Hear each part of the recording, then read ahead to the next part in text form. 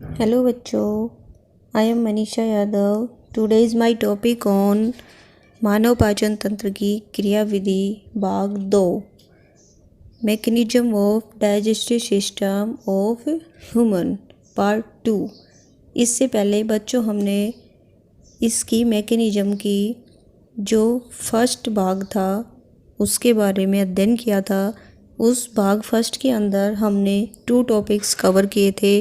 First topic था अंतर्ग्रहण, दूसरा topic था पाचन।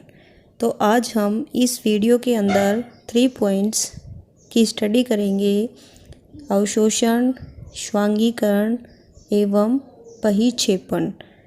देखो बच्चों, सबसे पहले हमने अंतर्ग्रहण पढ़ा था, यानी कि भोजन को अंदर किस तरह से डाला था। भोजन को अंदर डालने के बाद जो सेकंड पॉइंट था वो था पाचन, कि उसका किस प्रकार से पाचन होता है।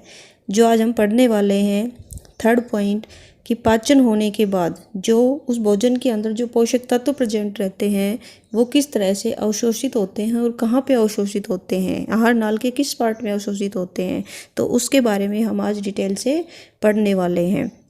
तो थर्ड पॉइंट है हमारा अवशोषण, पचित भोजन का अवशोषण।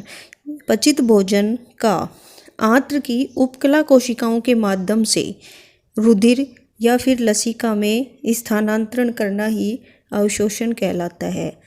मोस्टली पदार्थों का अवशोषण छोटी आंत के इलियम भाग में होता है, जो कि छोटी आंत का थर्ड पार्ट होता है और सबसे लास्ट पार्ट होता है।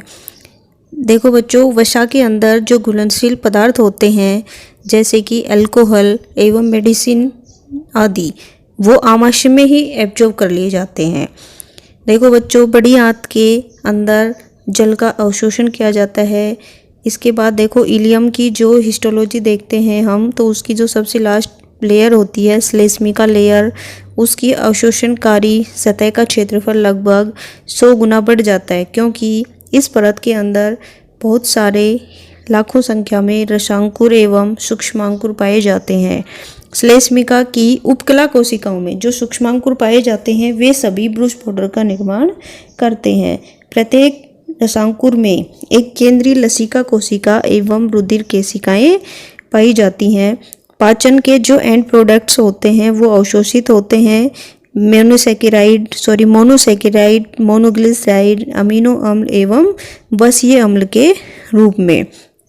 अवशोषण की मुख्य क्रियाविधि सक्रिय अभिगमन एवं विसरण के द्वारा होती है। तो अमीनो अम्ल एवं ग्लूकोज का अवशोषण सक्रिय अभिगमन द्वारा ही रुधिर में होता है। देखो बच्चों, ल्यूमेन जो स्मॉल इंटेस्टाइन का पार्ट होता है वहाँ पे जो माल्टोज होता है, जो डाइसैकेराइड है, डाइसैकेराइड्स का मीन होता है ग्लूकोज के 2 मॉलिक्यूल्स से बनी हुई स्ट्रक्चर माल्टोज। तो माल्टोज कार्बोहाइड्रेट का ही रूप होता है, ठीक है। इसके बाद देखिए, ल्यूमेन के अंदर जो माल्टोज है वो ब्रूस पाउडर के अंदर एक एंजाइम होता है माल्टेज, उसकी उपस्थिति में ग्लूकोज के 2 मॉलिक्यूल्स में विघटित हो जाता है। और ल्यूमेन के अंदर ही सोडियम आयंस भी प्रेजेंट रहते हैं। तो वहाँ पे जो ग्लूकोज जो विघटित हुए थे, ग्लूकोज और सोडियम आयन दोनों ही ब्रूस पाउडर से होते हुए डिफ्यूजन प्रोसेस द्वारा, यानी कि विसरण विधि द्वारा एपिकल मेम्ब्रेन से होते हुए एब्जॉर्प्टिव सेल यानी कि अवशोषणकारी जो कोशिकाएं होती है वहाँ पर पहुँच जाते हैं, और वहाँ से भी विसरण द्वारा ही इंटरस्टिशियल यानी कि आंतरीय फ्लूइड के अंदर ट्रांसफ़र हो जाते हैं, और इसके बाद ब्लड के अंदर ट्रांसफ़र हो जाते हैं। तो इस तरह से कार्बोहाइड्रेट ब्लड के अंदर पहुंच जाता है, और इसके साथ साथ ही सोडियम आयंस भी पहुंच जाते हैं। तो इस प्रकार से इनका सह अभिगमन प्रोसेस होता है सोडियम का। तो इस तरह से हमने यहाँ पे जो एब्जॉर्प्टिव सेल्स पढ़ी थी वहाँ पे एनर्जी भी जो एटीपी होती है वो एडीपी प्लस में इनऑर्गेनिक फॉस्फेट में विघटित हो जाती है। ओके स्टूडेंट्स, तो ये जो प्रोसेस बताया गया है वो अवशोषण की सोडियम सह अभिगमन प्रक्रिया होती है।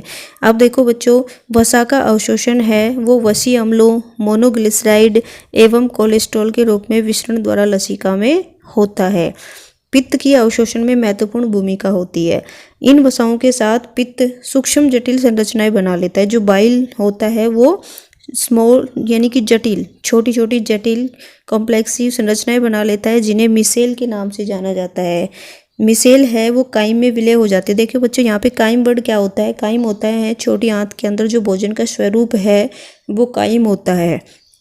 तो मिसेल जो बना था, सूक्ष्म जटिल संरचनाएं जो बनी थी पित्त वसाओं के साथ, ओके स्टूडेंट, वसा थी उनके साथ पित्त मिलके एक स्मॉल यानी कि जटिल संरचनाएं बना लेता है, जिन्हें मिसेल कहा गया था, और मिसेल काइम में सोल्यूबल हो जाता है।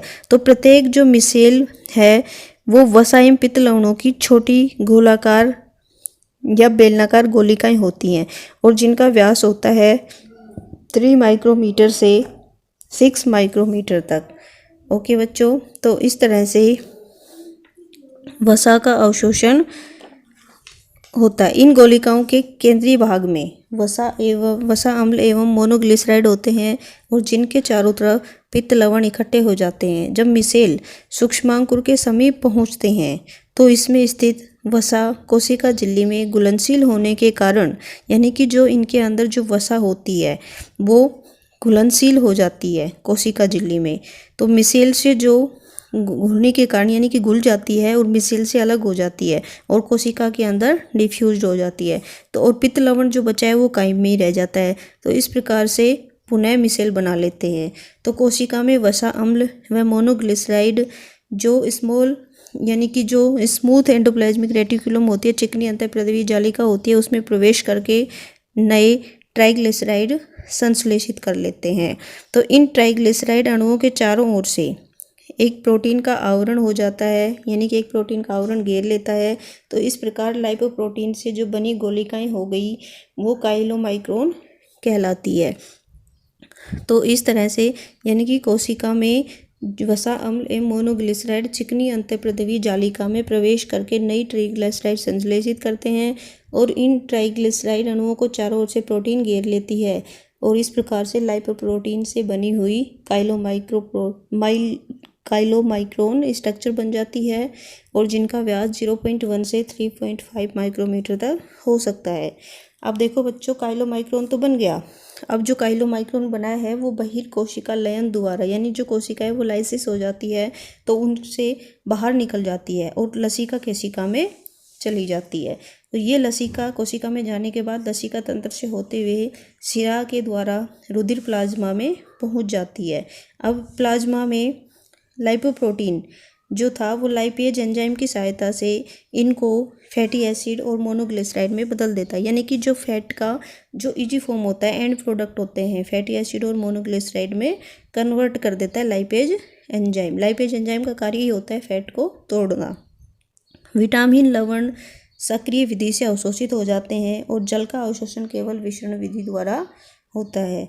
बड़ी आंत के अंदर जल व विटामिन के अवशोषित हो जाते हैं। तो इस तरह से देखो, जो फैट का जो पाइशीकरण होता है, जो इमल्सिफिकेशन होता है, उसके बारे में देखते हैं। इमल्सिफिकेशन ऑफ फैट, जो फैट ग्लोब्यूल्स होते हैं वो बाइल सॉल्ट की प्रेजेंस में इमल्सिफाइड ड्रॉपलेट्स में कन्वर्ट हो जाते हैं। ये प्रोसेस ल्यूमेन के अंदर ही चलता है।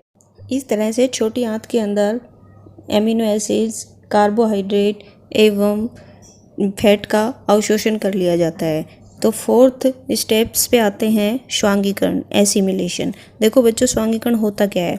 देखो, जो अवशोषित खाद्य पदार्थ होता है वो ब्लड द्वारा कोशिकाओं में पहुंचा दिया जाता है। अब कोशिकाओं के अंदर जो ऊर्जा प्राप्ति के लिए इनका विघटन होता है एवं ऊर्जा एटीपी के रूप में वहाँ पे स्टोर हो जाती है। तो खाद्य पदार्थों की जो अतिरिक्त मात्रा होती है वो ग्लाइकोजन या फिर वसा के रूप में भी संचित कर ली जाती है।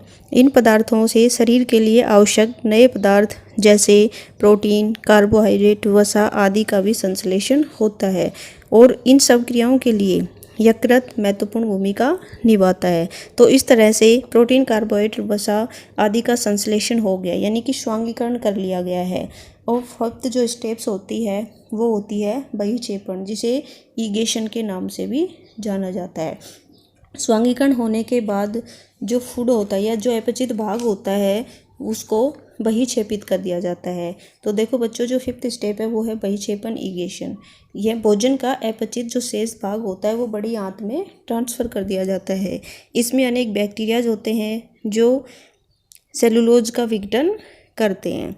वृद्धआंत्र का मुख्य कार्य जो होता है यानी कि लार्ज इंटेस्टाइन का जो मेन फंक्शन होता है वो वाटर एब्जॉर्प्शन एवं मल का निर्माण करना होता है। अब देखो बच्चों, जल का अवशोषण है वो बड़ी आंत के कोलन पार्ट में होता है जो कि सेकंड पार्ट था, और खनिज का अवशोषण भी यहीं पे होता है। और शेष बचा जो अपचित भाग है वो श्लेष्मा, मृत उपकला कोशिकाएं, मृत जीवाणु, पित्त वर्णक बिलीरुबिन, ये सभी मिलकर मल का निर्माण करते हैं। देखो बच्चों, मल विसर्जन की जो क्रिया है वो दिन में 1 या 2 बार होती है, लगभग 24 घंटे के अंदर। जब मल को मलाशय में धकेला जाता है यानी कि पुश किया जाता है, तब मलाशय की भित्ति के अंदर संकुचन होते हैं और संकुचन होने पर मल के ऊपर प्रेशर डलता है, और प्रेशर डलने पर जो गुदा द्वार के बाहर जो अवरोधनी थी, 2 अवरोधनी के बारे में हमने पढ़ा था बड़ी आंत के अंदर, 2 अवरोधनी थी, एक्सटर्नल और इंटरनल। तो दबाव पड़ने पर अवरोधनी खुलती है और गुदा द्वार मल बाहर त्याग दिया जाता है। गुदा द्वारा मल है जो बाहर त्याग दिया जाता है। और मल विसर्जन की जो प्रोसेस है वो तंत्रिका तंत्र द्वारा कंट्रोल की जाती है।